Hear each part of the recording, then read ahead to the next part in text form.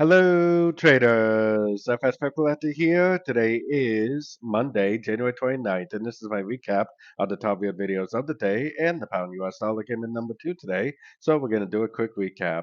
If you'd like to see my full top-down analysis on the pound dollar, make sure to check out the video that I made this morning, linked at the end of this video over here.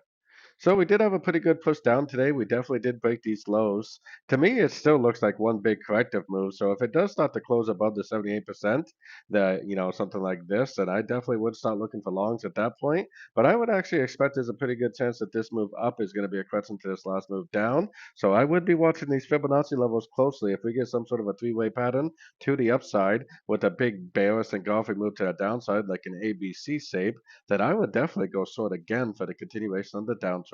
I am definitely still looking for sells unless price starts closing above the 78%. And if that's the case, then possibly I will turn back into a buyer and look for buys at the end of pullbacks for the continuation of the uptrend. So don't forget to join my free Discord channel. The link for that is on the screen and in the description. Thanks and happy trading.